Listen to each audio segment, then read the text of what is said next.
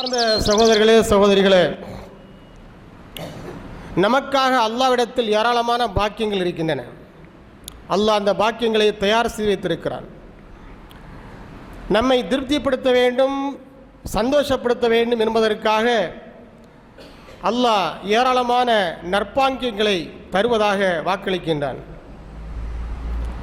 அந்த நற்பாக்கியங்களில் முக்கியமானது அல்லாஹ்வுடைய மக்ஃபிரத் என்று சொல்லப்படக்கூடிய மன்னிப்பு. அல்லாஹ் தனக்கு சில அடைமொழிகளை கொடுத்திருக்கிறான். அல்லாஹ்வுக்கு அழகிய திருநாமங்கள் இருக்கின்றன. அல்லாஹ்வுடைய சிறப்பை, அல்லாஹ்வுடைய மகிமையை, அல்லாஹ்வுடைய வல்லமையை, அல்லாஹ்வுடைய மாண்பை, அல்லாஹ்வுடைய கண்ணியத்தை எடுத்து காட்டக்கூடிய நிறைய பண்புகள் இருக்கின்றன, பெயர்கள் இருக்கின்றன. அந்த பெயர்களில் ஒன்றுதான் கஃபூர், கஃபார் என்றெல்லாம் நாம் குர்ஆனிலே படிக்கக்கூடிய திருநாமங்கள். கஃபூர் என்றால் மன்னிப்பாளன், கஃபார் என்றாலும் அதே பொருள்தான். வஇன்னி லகஃபாருன் லிமன் தாப வஇன்னி லகஃபாருன் லிமன் தாப வஆமன வஅமில ஸாலிஹன் ஸும்ம ஹததா என்றெல்லாம் அல்லாஹ் குர்ஆனில் பல இடங்களில் தன்னை பற்றி அறிமுகப்படுத்துகிற பொழுது, நான் உங்களுடைய பாவங்களை மன்னிக்கக்கூடியவராக இருக்கிறேன் என்ன நினைச்சார் அல்லாஹ் தன்னை பற்றி அடையாளப்படுத்துகிறார். கஃபார், நான் உங்களுடைய பாவங்களை மன்னிக்கக்கூடியவராக இருக்கிறேன். கஃபூருர் ரஹீம், குர்ஆனுடைய நிறைய வசனங்கள் இந்த மாதிரி இடம்பெற்றிருக்கிறது. கஃபூருர் ரஹீம், கஃபூர் பாவங்களை மன்னிக்கக்கூடியவன், ரஹீம் அன்பாளன், அருளாளன், கிருபையாளன் என்றெல்லாம் குர்ஆனில் அல்லாஹ் நிறைய வசனங்களில் அல்லாஹ் தன்னை பற்றி இவ்வாறு அடையாளப்படுத்துகிறார். அல்லாஹ் நம்மீது கொண்டிருக்கக்கூடிய அதிருப்தியை விட, கோபத்தை விட அல்லாஹ்வுடைய மன்னிப்பு தான் மிகைத்து நிற்கிறது என்று அல்லாஹ் சொல்வதாக அல்லாஹ்வுடைய தூதர் ஸல்லல்லாஹு அலைஹி வஸல்லம் சொல்லி காண்பிக்கிறார்கள். அல்லாஹ்வும் குர்ஆனில் நிச்சயம் சொல்லி காண்பிக்கிறார். அல்லாஹ் தண்டிக்கக்கூடியவன், அல்லாஹ் தன்னுடைய கோபத்தை வெளிப்படுத்தக்கூடியவன். ஆனால் அதையும் தாண்டியது அல்லாஹ்வுடைய மன்னிப்பு என்பது. நாம் என்னதான் பாவங்கள் செய்தாலும், தவறுகள் செய்தாலும், அந்த செய்த தவறுகளை நினைத்து வருந்தி அல்லாஹ்விடத்தில் மன்னிப்பு கேட்கிற பொழுது அல்லாஹ் மன்னிப்பு கேட்பதற்கு தயாராக இருக்கிறான். அந்த மன்னிப்புக்காக அல்லாஹ் நம்மை அழைக்கின்றான். ஓடி வாருங்கள், நான் உங்களை மன்னிப்பதற்கு காத்திருக்கிறேன் என்று அல்லாஹ் நம்மை அழைக்கின்றான். அந்த விஷயத்தில் போட்டி போடுமாறு நமக்கு கட்டளையிடுகின்றான். வஸ்ஸாரிஉ இலா மக்ஃபிரத்தின் மின் ரப்பிக்கும் வ ஜன்னத்தின் அர்துஹா ஸமாவாத்து வல் அர்து உஇத்தத் லில் முத்தகீன். குர்ஆனுடைய வசனம். வஸ்ஸாரிஉ, விரைந்து வாருங்கள், இலா மக்ஃபிரத்தின் மின் ரப்பிக்கும் வ ஜன்ன, உங்களுடைய இறைவனுடைய மன்னிப்பை பெறுவதற்காக, உங்களுடைய இறைவனுடைய சொர்க்கத்தை பெறுவதற்காக நீங்கள் விரைந்து வாருங்கள். சாரிஉ என்று சொன்னால் விரைந்து வாருங்கள். அந்த சொர்க்கம் எப்படிப்பட்ட சொர்க்கம் தெரியுமா? அர்துஹா ஸமாவாத்து வல் அர்து, அதனுடைய பரப்பளவு என்ன தெரியுமா? வானம் பூமியினுடைய பரப்பளவு. இந்த 7 வானங்களையும் 7 பூமியையும் சேர்த்து பார்த்தால் அது எவ்வளவு பரப்பளவு இருக்குமோ அந்த பரப்பளவை கொண்ட அந்த சொர்க்கத்தை பெறுவதற்காக நீங்கள் விரைந்து வாருங்கள் என்று அல்லாஹ் நமக்கு அழைப்பு விடுக்கின்றான்.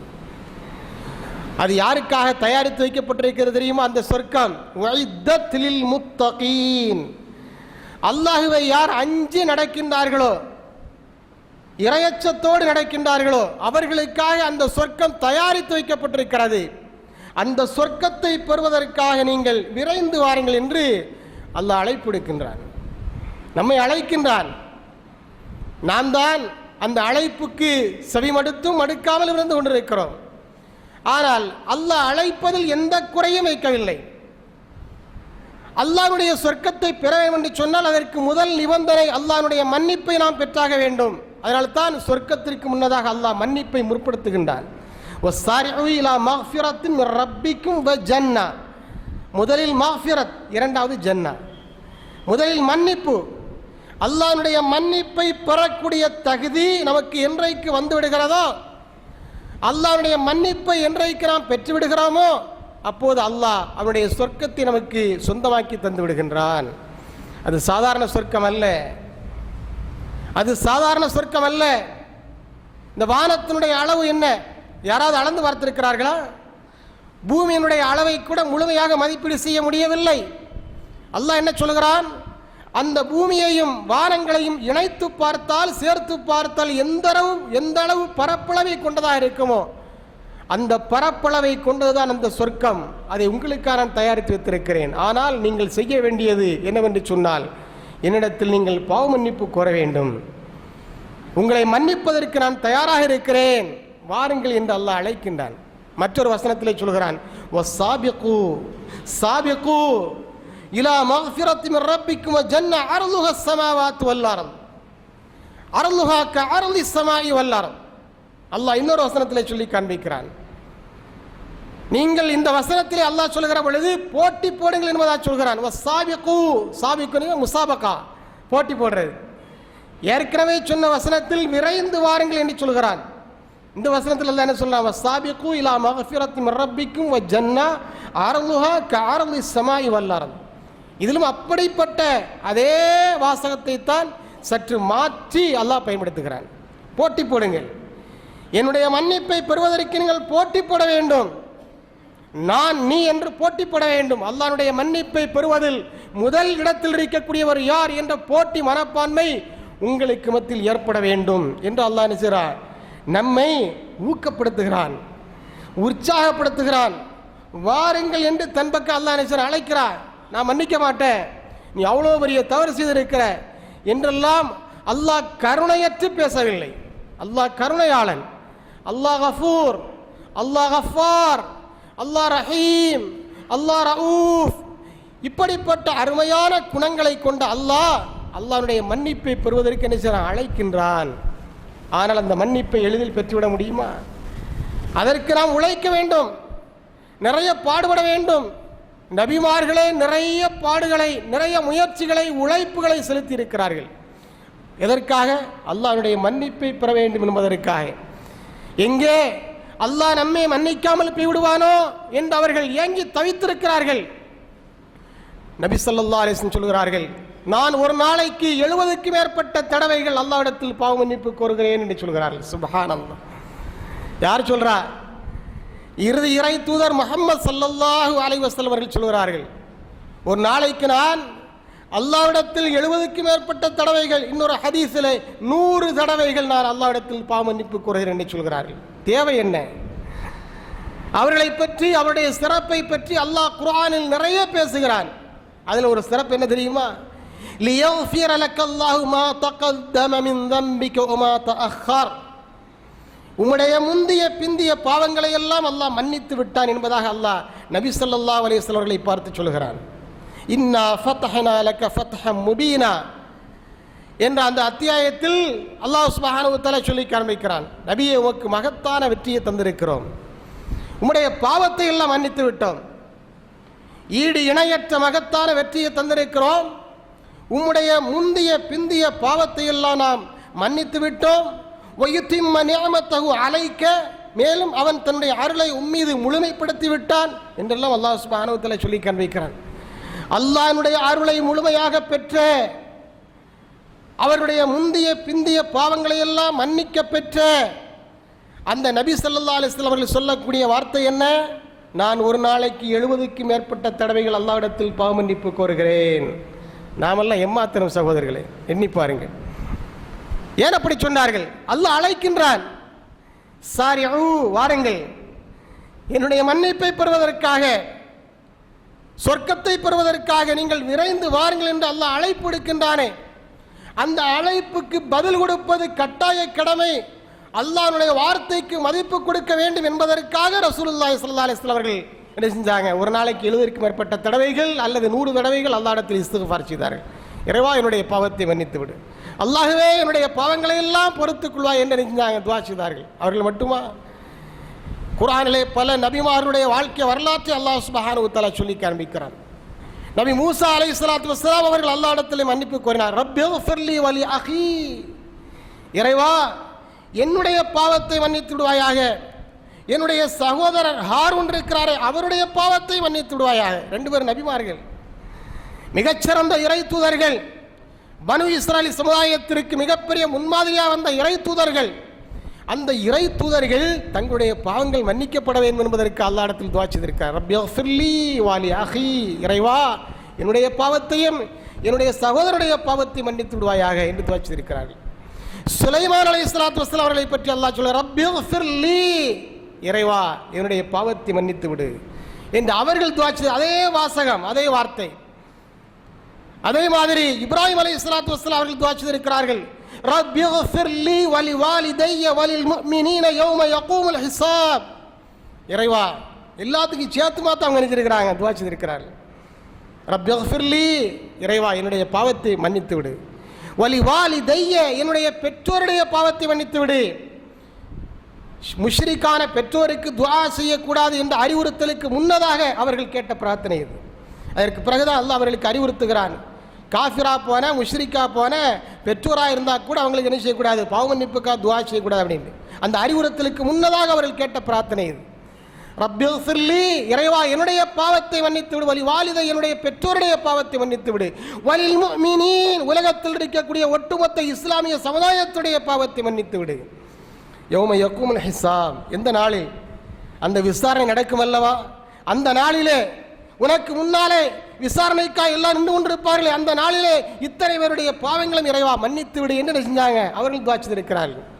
நூஹ் அலைஹிஸ்ஸலாத்து வஸ்ஸலாம் துஆ செய்திருக்கிறார்கள், ரப்பி ஃபிர்லி வலி வாலிதைய வலிமன் தஹல பைத்திய, அவங்க துஆ செய்திருக்கிறாங்க, இறைவா என்னுடைய பாவத்தை என்னுடைய பெற்றோருடைய பாவத்தை என்னுடைய குடும்பத்தில் யாரெல்லாம் அங்கத்தினர்களாக ஈமானோடு இணைந்திருக்கிறார்களோ அத்தனை பேருடைய பாவத்தை மன்னித்து விடு என்று அவங்க துஆ செய்திருக்கிறாங்க.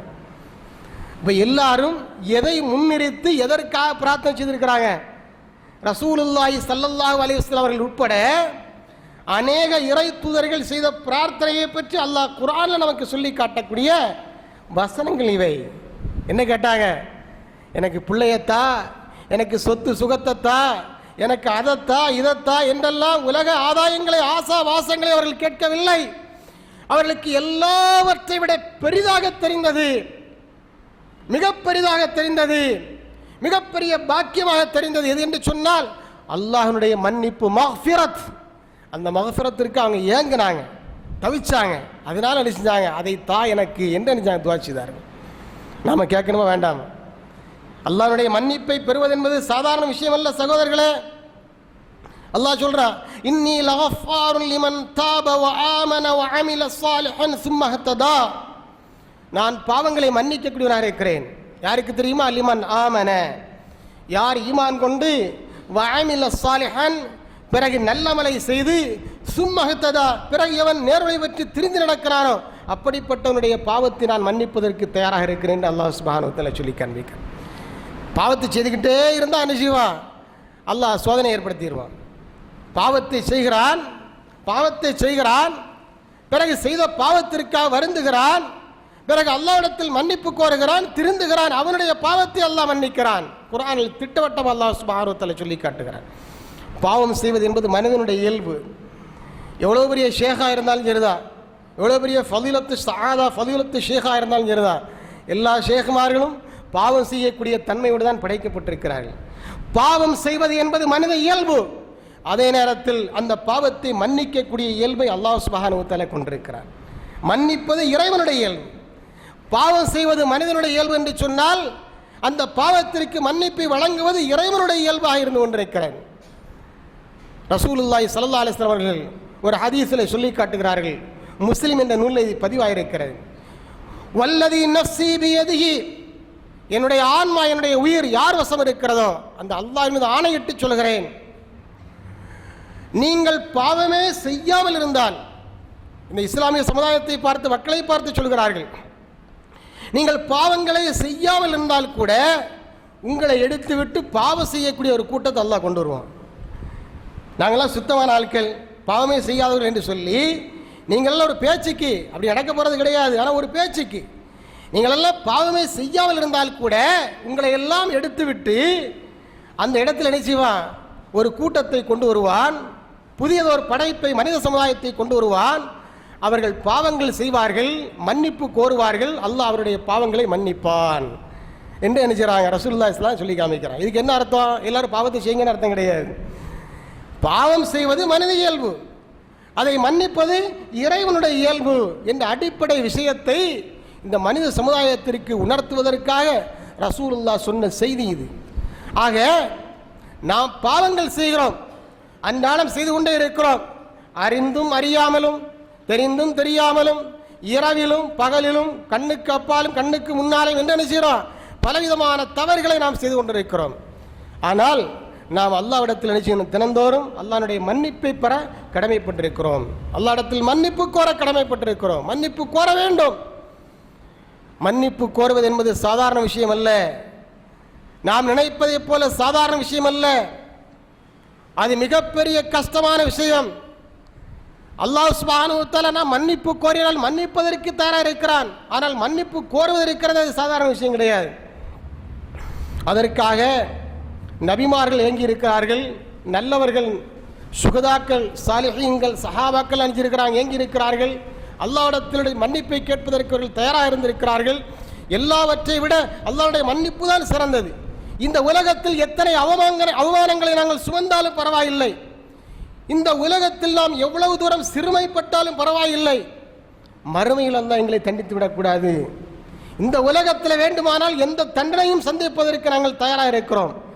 ஆனால் மறுமையில் அல்லாஹ் எங்களை தண்டித்து விடக்கூடாது, அந்த தண்டனை எங்களால் தாங்கிக் கொள்ளவே முடியாது என்று சொல்லி செய்த பாவத்திற்கு தானாக முன்வந்து பிரயச்சித்தம் தேடி இருக்கிறார்கள். சஹாபா பெருமக்கள் பரிகாரம் தேடி இருக்கிறார்கள். இன்னைக்கு ஆதாரத்தை முன்வச்சா கூட குற்றத்தை மறைக்கிறதுக்கு பார்க்கிறோம். ஆதாரத்தோடு குற்றம் நிரூபிக்கப்பட்டால் கூட அந்த சாட்சியை கலைப்பதற்கு, அதிலிருந்து வெளியே வருவதற்கு 1008 வழிகளை நாம் மேற்கொள்கிறோம். ஆனால் சஹாபா பெருமக்கள் என்ன செய்தார்கள் தெரியுமா? அவர்கள் செய்த குற்றங்கள் யாருக்குமே தெரியாது, படைத்த இறைவனை தவிர வேறு யாருக்குமே தெரியாது. ஆனாலும் கூட பகிரங்கமாக வந்து முறையிட்டார்கள். அதற்குரிய தண்டனை இந்த உலகத்திலேயே பெற்று அதையெல்லாம் இங்கே முழுமையாக முடித்துவிட வேண்டும், மறுமையில் நிரபராதியாக அல்லாஹ்வை சந்திக்க வேண்டும் என்பதற்காக என்ற உணர்வோடு செய்த குற்றங்களை அவர்கள் ஒளிவு மறைவு இல்லாமல் ஒப்புக்கொண்டார்கள். எதற்காக? அல்லாஹ்வுடைய கட்டளை, அல்லாஹ்வுடைய மன்னிப்பை பெறுவதற்கு தயாராக வாருங்கள், விரைந்து வாருங்கள் என்று அல்லாஹ் அழைக்கின்றான, அதுக்கு மதிப்பு கொடுத்தார்கள். உங்களுக்கெல்லாம் தெரிந்திருக்கும், உம்முல் முஃமினீன், முஃமின்களுடைய அன்னையர்களில் ஒருவராக இருக்கக்கூடிய அன்னை ஆயிஷா ரலியல்லாஹு அன்ஹா அவர்கள் மீது ஒரு அவதூறு பிரச்சாரம் தீயவர்களால் செய்யப்பட்டது. அவர்களை ஒழுக்கக்கேடோடு சம்பந்தப்படுத்தி சில பேர் பேசினார்கள், சில பேர் முனாஃபிக்குகள் பேசினார்கள். அந்த பேச்சில் சில நல்லவர்களும் மாட்டிக்கொண்டார்கள். அந்த பேச்சிலே சில நல்லவர்களும் மாட்டிக்கொண்டார்கள். அவர்களும் அந்த தவற்றினுடைய விபரீதத்தை தெரியாமல், அந்த குற்றத்தினுடைய விபரீதத்தை தெரியாமல் அதை பேச ஆரம்பித்தார்கள். அப்படி பேசியவர்கள் ஒருவர் தான் மிஸ்தஹ் இப்னு அஸ்ஸாஸா என்று சொல்லப்படக்கூடிய ஒரு நபி தோழர். அவரும் தெரியாமல் அந்த பேச்சை பேசிட்டார், அதில் ஈடுபட்டார். ஆனால் அவர் யார் தெரியுமா? அன்னை ஆயிஷா ரலியல்லாஹு அன்ஹா அவர்கள் இருக்கிறார்களே, அவருடைய தகப்பனார் அபூபக்கர் சித்தீக் ரலியல்லாஹு அன்ஹுடைய பராமரிப்பில் இருந்து வரக்கூடியவர், அவருடைய செலவில் வாழ்ந்து வரக்கூடியவர். எந்த ஆயிஷாவின் மீது இட்டுக்கட்டு அவதூறு பேசப்படுகிறதோ அந்த பேச்சிலே தன்னை அறியாமலேயே விழுந்து விட்ட அந்த மிஸ்ஸா என்ற நபித்தோழர் யாருடைய செலவில் இருந்துட்டு வர்றாரு? அன்னை ஆயிஷா ரலியல்லாஹு அன்ஹுடைய தகப்பனார் அபூபக்கர் சித்திக் இருக்கிறாங்களா இல்லையா, அவங்களுடைய செலவில், அவங்களுடைய பராமரிப்பில் தான் இவர் இருந்துட்டு வர்றார். இது அபூபக்கருக்கு தெரிய வருகிறது. அவர்களுக்கு நெஞ்சு வெடித்தே போய்விட்டது. நம்முடைய பராமரிப்பில் இருக்கிறாரு, நாம தான் இவருக்கு செலவு கொடுத்துட்டு வர்றோம். இந்த சூழ்நிலை நம்முடைய மக மேலேயே இந்த மாதிரிப்பட்ட அவதூறு சுமத்துறதுக்கு காரணமானவர்கள் இவரும் ஒருத்தராக இருக்கிறாரே என்று நினைத்து அவருக்கு கொடுத்து வந்த அந்த செலவை நிறுத்திட்டாங்க. இனி உனக்கு ஒரு பைசா தரமாட்டேன் என்று சத்தியமிட்டு சொன்னார்கள். அல்லாஹ்வின் மீது ஆணையாக இனி நான் உனக்கு ஒரு பைசா செலவு செய்ய போவதில்லை, உனக்காக நான் எதையும் செய்வதற்கு தயாராக இல்லை, இனி உனக்கு எனக்கு சம்பந்தம் கிடையாது, என்னுடைய பராமரிப்பில் இனி நீ கிடையாது என்று சொல்லி செய்து வந்த செலவை நான் நிறுத்திட்டாங்க. அப்போ அல்லாஹ்வுடைய வசனம் வருகிறது, சூரத்து நூர் 24வது அத்தியாயம் 22வது வசனம். அல்லாஹ்வுடைய வசனம் அருளப்படுகிறது, ولا يأتل أولي الفضل منكم والسعة أن يأتوا أولي القربى والمساكين والمهاجرين في سبيل الله وَلْيَعْفُوا وَلْيَصْفَحُوا أَلَا تُحِبُّونَ أَن يَغْفِرَ اللَّهُ لَكُمْ وَاللَّهُ غَفُورٌ رَحِيمٌ அப்படிங்கிற வசனம் அருளப்படுகிறது. சுப்ஹானல்லாஹ். அல்லாஹ் இந்த வசனத்தை என்ன சொல்கிறான் தெரியுமா? அபூபக்கர் சித்திக்கையும் அவர்களை போன்றவர்களையும் முன்னிறுத்தி அல்லாஹ் சுப்ஹானஹு வ தஆலா முன்னிலைப்படுத்தி பேசுகிறான். உங்களில் யார் யாரெல்லாம் வசதி வாய்ப்பை பெற்றிருக்கிறீர்களோ அவர்கள் இல்லாதவர்களுக்கு, ஏழைகளுக்கு, அல்லாஹ்வுடைய பாதையில் ஹிஜ்ரத் செய்தார்கள் அவர்களுக்கு செலவுக்கு பைசா தரமாட்டேன், உதவி செய்ய மாட்டேன்னு சொல்லி சத்தியம் செய்யாதீங்க அப்படின்றாங்க. அபூபக்கர் சித்திக் சத்தியம் செய்தாங்களா இல்லையா? அவதூறு பிரச்சாரத்தில் ஈடுபட்டவர்கள் ஒருத்தராக இருந்த அந்த மிஸ்டேக்கு வந்து இனி பணம் தரமாட்டேன், செலவுக்கு காசு தரமாட்டேன்னு சொல்லி சத்தியம் பண்ணாங்க. அதை தொடர்ந்து இந்த வசனம் வரலப்படுகிறார். இந்த மாதிரி வசதி உள்ளவர்கள், அல்லாஹ்வுடைய அருளை செல்வத்தை பெற்றிருக்கக்கூடியவர்கள் ஏழைகளுக்கு தரமாட்டேன், இல்லாதவனுக்கு கொடுக்க மாட்டேன், முஹாஜிருக்கு தரமாட்டேன் என்று சொல்லி சத்தியம் செய்யாதீங்க என்று சொல்லிவிட்டு அல்லாஹ் தொடர்ந்து சொல்கிறான், மன்னித்து விட்டு விடுங்கள். வல் யாஃபு வல் யஸ்ஃபஹு, கண்டுகொள்ளாமல் மன்னித்து விட்டு விடுங்கள். அலா துஹிப்பூன அன் யக்ஃபிரல்லாஹு லக்கும், அல்லாஹ் உங்களை மன்னிக்கணுங்கிறத நீங்க விரும்புறீங்களா இல்லையா? அல்லாஹ் கேட்கிறான். அல்லாஹ் உங்களை மன்னிக்க வேண்டும், நீங்கள் செய்த தவறுகளை மன்னிக்க வேண்டும் என்பதை நீங்க விரும்புறீங்களா இல்லையா? அல்லாஹ் மன்னிப்பானா இருக்கிறார், ரஹீமா இருக்கிறார் என்று சொல்லி இந்த வசனம் அருளப்பெற்றவுடன் உடனடியாக அபூபக்கர் சித்திக் அவர்கள் தான் செய்த அந்த சத்தியத்தை வாபஸ் பெற்று விடுகிறார்கள். இந்த வசனத்தின் காரணமாக என்ன சொல்லி வாபஸ் பெறுகிறார்கள் தெரியுமா? என்னுடைய இறைவன் எனக்கு தரக்கூடிய மன்னிப்பு தான் எனக்கு மிகப்பெரிய செல்வம், அதுதான் வேண்டும் எனக்கு. என்னுடைய மன்னிப்பு, என்னுடைய இறைவனுடைய மன்னிப்பு தான் எனக்கு பெரியது. அல்லாஹ் கேட்டுட்டான், என்னுடைய மன்னிப்பு உங்களுக்கு வேண்டாமா அப்படின்னு அல்லாஹ் கேட்டுட்டான். அல்லாஹ்வுடைய மன்னிப்பு தான் எனக்கு வேணும், வேற எதுவுமே எனக்கு வேண்டாம் என்று சொல்லி நிறுத்தி வைத்திருந்த அந்த செலவுக்குரிய பணத்தை அவருக்கு கொடுத்தார்கள், 2 மடங்காக கொடுத்தார்கள் அப்படின்னு பார்க்கிறோம்.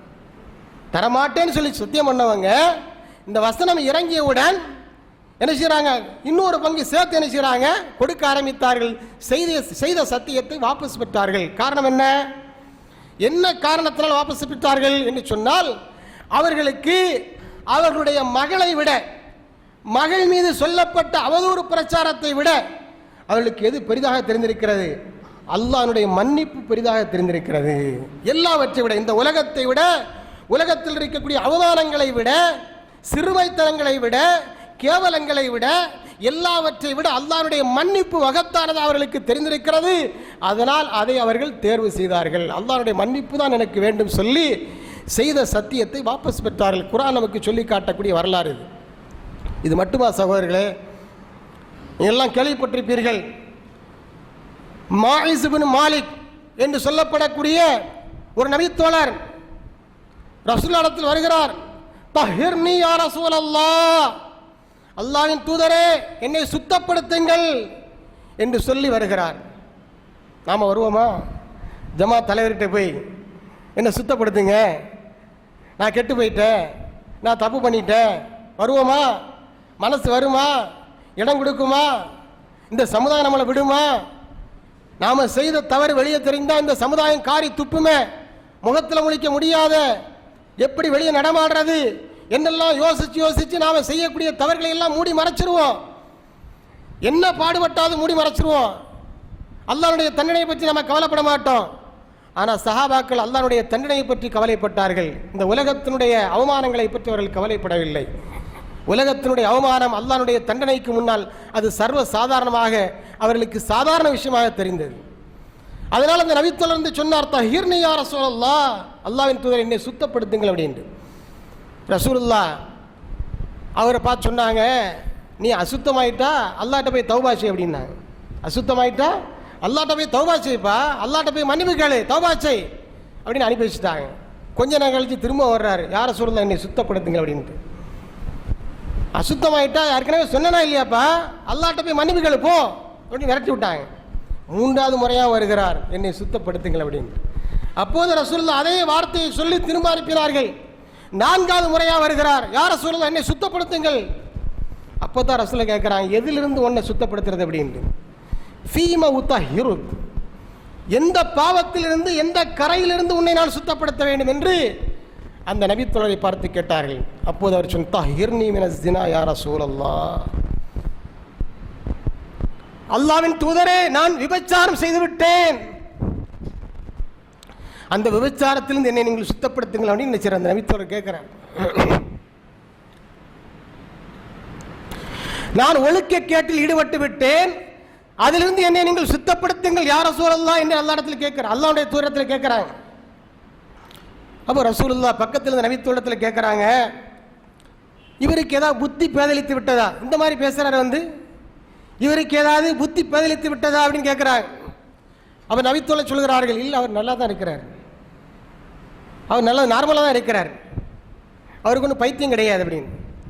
ஏதாவது குடிச்சிட்டு வளர்றாரா அப்படின்னு கேட்குறாங்க. திரும்ப ஒரு நபித்தோழர் அருகில் வருகிறார்.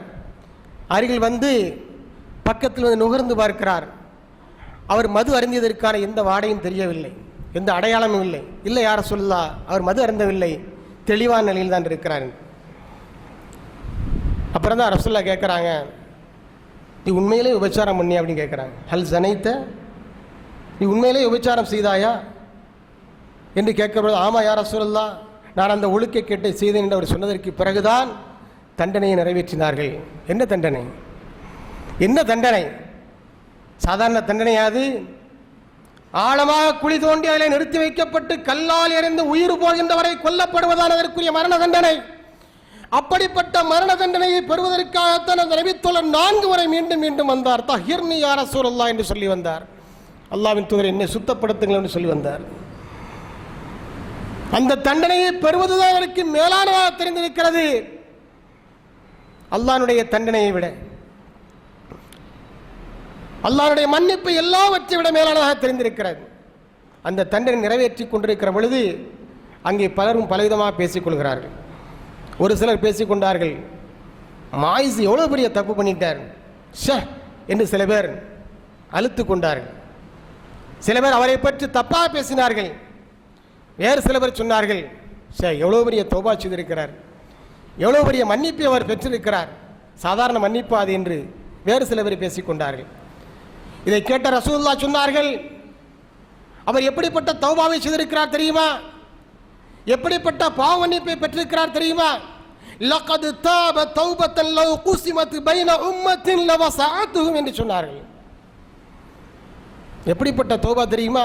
அவர் செய்திருக்கக்கூடிய இந்த பாவ மன்னிப்பை இந்த ஒட்டுமொத்த சமுதாய மக்களுக்கு பகிர்ந்தளித்தால் கூட போதுமானதாக இருக்கும். அப்படிப்பட்ட மிகப்பெரிய தௌபாவை அவர் செய்திருக்கிறார். ஒட்டுமொத்த சமுதாயம் செய்யக்கூடிய தவறுக்கும் கூட போதுமானதாக இருக்கக்கூடிய அளவுக்குள்ள மிகப்பெரிய தௌபாவை அவர் செய்திருக்கிறார். அவரை பற்றி தவறாக பேசாதீர்கள் என்று சொன்னார்கள். எதற்காக இவ்வாறு மிகப்பெரிய தண்டனை அவர் ஏற்றுக்கொண்டார்? வலியை ஏற்றுக்கொண்டார். அவர் செய்த தவறு யாருக்கு தெரியும்? 3 நபர்கள் பார்த்தார்கள். அங்கே சாட்சி இருக்கிறதா? இல்லை, வேறு யாருமே பார்க்கவில்லை, சாட்சி கிடையாது, தடயமே இல்லை, தவறு செய்திருக்கிறார். ஆனால் எல்லாருக்கும் முன்னால் ஒப்புக்கொள்கிறார். மனித ஜனங்கள், மக்கள் கூட்டம், சஹாபா பெருமக்கள், தன்னுடைய உறவினர்கள், தன்னுடைய நண்பர்கள் எல்லாரும் இருக்கவே அந்த சபையிலே எல்லாருக்கும் முன்னிலையில் ரசூலுல்லாஹ்விடத்தில் நான் தவறு செய்திருக்கிறேன் என்று சொல்லி ஒப்புக்கொள்கிறார் என்று சொன்னால் எதற்காக? அல்லாஹ்வுடைய மன்னிப்பை பெறுவதற்காக. எல்லாவற்றை விட அவருக்கு அல்லாஹ்வுடைய மன்னிப்பு மிகப்பெரிதாக தெரிந்திருக்கிறது, மிகப்பெரிய பாக்கியமாக தெரிந்திருக்கிறது. அந்த பாக்கியத்தை கிடைக்க பெற வேண்டும், அதை தவற விட்டு விடக்கூடாது. இந்த தண்டனை விட்டால் மறுமையில் நம்மளால் அந்த தண்டனையை சந்திக்க முடியாது. அதற்குரிய ஆற்றல், அதற்குரிய தெம்பு என்னிடத்தில் கிடையாது. இந்த தண்டனையோடு எல்லாம் முடியட்டும். கடைசியில் அவரை எரிச்சப்பட்டார், கொல்லப்பட்டார் அப்படிங்கிறத பார்க்குறோம். அதே மாதிரி இன்னொரு சம்பவம், இதாவது ஒரு ஆம்பளை இன்னொரு பொம்பளை வர்றாங்க. வாமீது என்று சொல்லப்படக்கூடிய ஒரு குலத்தை சார்ந்த ஒரு பெண்மணி வருகிறார். அவரும் இதே வார்த்தையோடு வருகிறார், யார் சூழல என்னை சுத்தப்படுத்துங்கள் அப்படின்ட்டு. இத்தனைக்கு அவங்க கற்பிணி பெண்ணா இருக்கிறாங்க, கற்பிணி பெண்ணா இருக்கிறாங்க, என்னை சுத்தப்படுத்துங்கள் அப்படின்னு வர்றாங்க. மாயிஸ் பின் மாலிக்கை எந்த வார்த்தையை சொல்லி திரும்ப அனுப்பினார்கள் அதே வார்த்தையை சொல்லி அந்த ஹாமிதியா பெண்ணையும் திரும்ப அனுப்புகிறார் ரசூலுல்லாஹ். போ, தப்பு செஞ்சா அசுத்தமாயிட்டா அதை கரையிலேருந்து சுத்தமாகிறதுக்கு அல்லாட்ட மன்னிப்புகளை போ அப்படின்னாங்க. அப்போ அந்த பெண்ணு கேட்குறாங்க, மாயிஸ் பின் மாலிக்கு திரும்ப அனுப்புன மாதிரி என்னை அனுப்பலான்னு பார்க்குறீங்களா அப்படின்னு கேட்குறாங்க. ஏதோ பரிசு வாங்க வந்த மாதிரி ரசூலுல்லாஹ் பரிசு கொடுக்காம திரும்ப அனுப்புகிற மாதிரி பேசுகிறாங்க. தண்டனை வாங்க வந்திருக்கிறாங்க. பெண்ணுடைய வீரத்தை பாருங்க, இறையச்சத்தை பாருங்கள், அல்லாஹ்விடத்தில் அவர்கள் கொண்டிருக்கக்கூடிய அந்த நெருக்கத்தை, மஹப்பத்தை பாருங்க. என்ன கேட்குறாங்க? ஏதோ மாயிஸ் பின் மாலிக்கிட்ட திரும்ப அனுப்புகிற மாதிரி என்ன அனுப்பலான்னு பார்க்குறீங்களா? என்ன சுத்தப்படுத்துங்க அப்படின்ட்டு. அப்போ இதே மாதிரி கேள்வியெல்லாம் கேட்குறாங்க. தண்டனை கொடுக்கலான்னு பற்றி பார்த்தோன்னா அவங்க கர்ப்பிணி பெண்ணாக இருக்கிறாங்க, தண்டிக்க முடியாது, 2 உசுறு போயிடும். ஒரு உசுரை தான் தண்டிக்க முடியும். இப்போ கல்லால் எறிந்து கொள்வதாக இருந்தால் 2 உசுறு போயிடும், அது அநியாயமாச்சே. அதனால் குழந்தையை பெற்றெடுத்ததுக்கு பின்னால் வான்னு சொல்லி அனுப்புகிறாங்க. குழந்தையை பெற்றெடுத்ததுக்கு பிறகு நினைச்சாங்க வர்றாங்க, யாரை சொல்ல என்னை சுத்தப்படுத்துங்க அப்படின்னு வர்றாங்க. நம்மெல்லாம் ஒரு சின்ன கேப்பு கிடைச்சா போதும், எஸ்கேப் ஆயிடுவோம். அவங்க அப்படி அல்ல, தண்டனையை கேட்டு பெற்று வந்தார்கள், தண்டனைக்குரிய வாய்ப்பை கேட்டு பெற்று வந்தார்கள். யாரை சொல்லுதா, நான் குழந்தை பெற்றாச்சு, எனக்கு தண்டனை தாங்க அப்படின்ட்டு. அப்போ ரசூல்லா கேட்டாங்க, கையில் குழந்தை இருக்கம்மா, அந்த குழந்தைக்கு யார் பால் கொடுக்கறது? பால் கொடுத்து 2 வருஷம் முடிஞ்சதுக்கு முன்னால் வாங்க அனுப்பி வைக்கிறாங்க. சட்டத்தின் கருணை பார்த்தீங்களா, சட்டத்தினுடைய கருணை. ரசூலுல்லாஹ் கருணை காட்டுகிறார்கள். சட்டத்திற்கு கண் கிடையாது என்று சொல்வார்கள், ஆனால் கருணை நிச்சயமாக உண்டு. 2 வருடம் பால் குடி நிறைவேற்றதற்கு பிறகு மீண்டும் அந்த பெண்மணி வருகிறார், யார் ரசூலுல்லாஹ் எனக்கு தண்டனையை தாருங்கள் என்று சொல்லி. பிறகுதான் அவர்களுக்கு அந்த தண்டனை நிறைவேற்றப்படுகிறது. அந்த குழந்தையை வளர்க்கக்கூடிய பொறுப்பை அன்சாரில் ஒருவர் பொறுப்பேற்றுக் கொள்கிறார். அதற்கு பிறகு அவருக்கு அந்த தண்டனை நிறைவேற்றப்படுகிறது. எல்லா மக்களுக்கு முன்னால் வச்சு அந்த பெண்மணி, ஒரு பெண், அந்த மிகப்பெரிய தண்டனையை, கல்லால் எரிந்து கொல்லப்படக்கூடிய ஒரு மிகப்பெரிய தண்டனை அவர்கள் அனுபவித்தார்கள் என்ற செய்தி ஹதீஸிலே பதிவாக இருக்கிற சகோதரர்களே. இதெல்லாம் எதற்காக, இந்த தண்டனை எதற்காக அவர்கள் பெற வேண்டும் என்று சொன்னால், அவர்கள் எல்லாவற்றை விட மேலாக அல்லாஹ்வுடைய மன்னிப்பை கருதினார்கள். அதான் அல்லாஹ் கூப்பிடுறான், வாங்கப்பா, வஸாரிஉ இலா மக்ஃபிரத்தின் மிர் ரப்பிக்கும் வ ஜன்னத்தின் அர்துஹ ஸமாவாத்து வல் அர்த் வஇத்தத்தில் முத்தகீன். வாருங்கள், என்னுடைய மன்னிப்பை பெறுவதற்கு வாருங்கள், என்னுடைய சொர்க்கத்தை பெறுவதற்கு வாருங்கள். உங்களுக்காகத்தான் அதை தயாரித்து வைத்திருக்கிறேன், வேறு யாருக்கும் கிடையாது. உனக்கு தான் நான் தருவேன், வேறு யாருக்குமே கிடையாது. காஃபிரி கிடையாது, முஷ்ரிக் கிடையாது, முல்ஹித் இறை நிராகரிப்பாளர் இருக்கிறார்களே நாத்திகர்கள், அவர்களுக்கு கிடையாது. என்னை ஏற்றிருக்கிறியா இல்லையா, உனக்கு தான் அந்த சொர்க்கம். வஇத்தத்தில் முத்தகீன், வா தர்றேன், தயாரித்து வச்சிருக்கிறேன். ஆனால் என்னுடைய மன்னிப்பை நீ பெற வேண்டும், பெற்றாத்தான் அந்த சொர்க்கம் உனக்கு கிடைக்கும் அல்லாஹ் சொல்கிறான். பார்த்தீங்களா, அல்லாஹ்வுடைய மன்னிப்பை பெறுவது சாதாரண விஷயமா? எவ்வளோ பெரிய தண்டனையை பெற்று அல்லாஹ்வுடைய மன்னிப்பை அவர்கள் பெற்றிருக்கிறார்கள். அந்த மன்னிப்பு ஒட்டுமொத்த சமுதாயத்திற்கு போதுமான அளவிற்கு மிகப்பெரிய மன்னிப்பு. அந்த மன்னிப்பை அந்த மாயிஸ் பின் மாலிக்கும் அந்த ஹாமித் என்ற குலத்தை சார்ந்த பெண்ணும் பெற்றிருக்கிறார் என்று சொன்னால் அதான் மகத்தான மன்னிப்பு. அல்லாஹ்வுடைய மன்னிப்பு. அல்லாஹ் கிருபையாளன். எவ்வளோ பெரிய தவறை நாம் செய்துவிட்டாலும் வரைந்து திரிந்து விட்டால் அல்லாஹ் அதை மன்னிப்பதற்கு தயாராக இருக்கிறான், காத்திருக்கிறான். அப்படிப்பட்ட ஒரு அருமையான மாதம் நமக்கு வாய்க்க பெற்றிருக்கிறது இன்ஷா அல்லாஹ். மன்னிப்பின் மாதம், பாவங்களை மன்னிக்கக்கூடிய மாதம் இது. வரக்கூடிய மாதம் இருக்கிறதே ரமலானுடைய மாதம். அந்த மாதத்திற்கு எத்தனையோ சிறப்புகள் இருக்கிறது. அதில் ஒரு சிறப்பு என்னது? மன்னிக்கின்ற மாதம், அல்லாஹ்வுடைய மன்னிப்பை பெற்றுத்தரக்கூடிய மாதம். ரசூலுல்லாஹ் சொன்னார்கள், மன் ஸாம ரமலான ஈமானம் வஹ்திஸாபன் குஃபிர லஹு மா தகத்தம மின் தன்பிஹி. யார் ரமலானில் அல்லாஹ்வுடைய நன்மையை கருதி, அல்லாஹ் மீது நம்பிக்கை கொண்டு, அல்லாஹ்விடத்தில் நன்மை எதிர்பார்த்து யார் ரமலானில் நோன்பு நோக்கிறார்களோ அவர்களுடைய முந்திய பாவங்கள் எல்லாம் மன்னிக்கப்பட்டு விடுகின்றன என்று ரசூலுல்லாஹ் சொன்னார்கள். அதே மாதிரி சொன்னார்கள், மன் காம லைலத்த ரமலான், மன் காம ரமலான என்றெல்லாம் ஹதீஸ்களிலே பலவாறாக வருகிறது. மன் காம ரமலான ஈமானம் வஹ்திஸாபன் ஊஃபிர லஹு மா தகத்தம மின் தன்பிஹி. யார் ரமலானுடைய இரவில் நின்று வணங்குகிறாரோ, அல்லாஹ் மீது நம்பிக்கை கொண்டு அல்லாஹ்விடத்தில் நன்மை எதிர்பார்த்து ரமலானுடைய இரவில் யார் நின்று வழிபாடு செய்கிறாரோ அவருடைய முந்திய பாவங்கள் மன்னிக்கப்படுகின்றன என்று ரசூலுல்லாஹ் சொன்னார்கள். மன் காம லைலத்தல் கத்ரி ஈமானம் வஹ்திஸாபன் ஊஃபிர லஹு மா தகத்தம மின் தன்பிஹி. யார் லைலத்துல் கத்ரி இரவிலே நின்று வணங்குகிறாரோ அவருடைய முந்திய பாவங்கள் மன்னிக்கப்படுகின்றன. மூணையும் சேர்த்து பார்த்தா மொத்தத்தில் நமக்கு கிடைக்கக்கூடிய ரிசல்ட் என்னது? அல்லாஹ்வுடைய மன்னிப்பு. நோன்பு வச்சா, இரவு தொழுகையில் நின்று வணங்கினா, குறிப்பாக லைலத்துல் கத்ர் நின்று வணங்கினா, இதுக்கெல்லாம் அல்லாஹ் நமக்கு தரக்கூடிய சன்மானம் என்னது? அல்லாஹ்வுடைய மன்னிப்பு. நாம் இதுவரையிலும் செய்த பாவங்கள் எல்லாம் இதன் மூலமாக, ரமலானில் நாம் நோக்கக்கூடிய நோம்பின் மூலமாக, ரமலானினுடைய இரவில் நாம் நின்று தொழக்கூடிய தொழுகையின் மூலமாக, அதிலும் குறிப்பாக லைலத்துல் கத்ர் நின்று தொழக்கூடிய தொழுகையின் மூலமாக நம்முடைய முந்திய பாவங்களை எல்லாம் அல்லாஹ் மன்னித்து விடுகின்றான். நமக்கு முன்னால் உள்ளவங்க அல்லாஹ்வுடைய மன்னிப்பை பெறுவதற்கு பெரிய பெரிய தியாகங்கள்லாம் செய்தாங்க. அந்த மாதிரிலாம் செய்ய வேண்டாம், நோன்பு வச்சா போதும். நின்று வணங்கினா போதும், அல்லாஹ் நிச்சயம் நம்மளை மன்னிச்சிருவான். மன்னிக்கிற தயாராக இருக்கு. எவ்வளவு வழிகள் எளிதாக்கி தரப்பட்டிருக்கிறது அல்லாஹ்வுடைய மன்னிப்பை நாம் பெறுவதற்கு. இதை கூட நாம பயன்படுத்தல அப்படின்னு சொன்னா, அடுத்த ஒரு ஹதீஸ்ல வருகிறது, ரசூலுல்லாஹ் சொல்கிறார்கள், ரஹிம மன் அன்ஃபுமன் ரஹிம அன்ஃபுமன் அதரக்க ரமலான ஃபலம் யுஃபர் லஹு தன்புஹு என்று வருகிறது. ஒருவன் அழிந்து போகட்டுமாக, ஒருவன் அழிந்து போகட்டுமாக. யார் அந்த ஒருவன்? யார் ரமலானை அடைந்தும் அவனுடைய பாவங்கள் மன்னிக்கப்படவில்லையோ அவன் அழிந்து போகட்டுமாக. சுப்ஹானல்லாஹ். ரமலானை அடைந்தும் கூட தன்னுடைய பாவங்கள் மன்னிக்கப்படுவதற்கு அதை யார் வாய்ப்பாக தக்க தருணமாக பயன்படுத்திக் கொள்ளவில்லையோ அவர் அழிந்து போகட்டுமா என்று அவருக்கு எதிராக ரசூலுல்லாஹி ஸல்லல்லாஹு அலைஹி வஸல்லம் சாப விட்டிருக்கிறார்கள். அவனுக்கு வெற்றியே கிடையாது வாழ்க்கையில்.